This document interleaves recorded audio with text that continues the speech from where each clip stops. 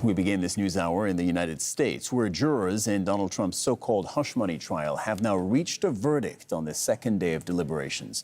Trump faces 34 felony counts of falsifying business records. Remember, he's accused of trying to cover up an extramarital affair to protect his 2016 presidential campaign.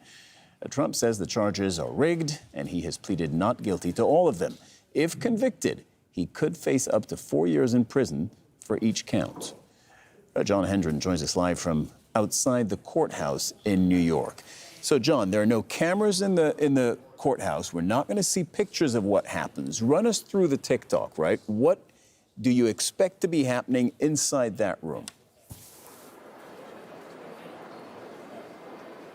Well, what's happened already, Cyril, is that the clerk has entered the courtroom. The judge has warned people sitting in the courtroom not to react when they hear the response. And I'm told that Donald Trump tensed up when it was announced that there was a verdict. That's what's happened so far. After this, they're going to go through each one of those 34 counts, I expect, with a guilty or not guilty verdict.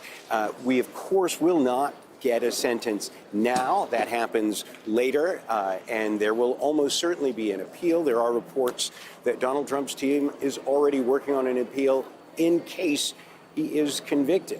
But in any case, he is expected to walk out of that courtroom. This is what they call a Class E felony, the lowest level in the state of New York. So it's not expected that he would be taken into custody or anything like that. But if he were convicted after this, he would have to have a conversation with the probation office, just like any other prisoner would. But it's going to take a while to unfold. What's happening right now is that the jury is filling out those forms. There are 38 boxes for each for guilty and not guilty. They will check each of those boxes. The judge will ask the foreman, and the foreman will respond guilty or not guilty to each of those charges. Then the judge will wrap it up with a summary as to what happens next. And I think we can certainly expect to hear from Donald Trump. He has been speaking most mornings and afternoons afterwards.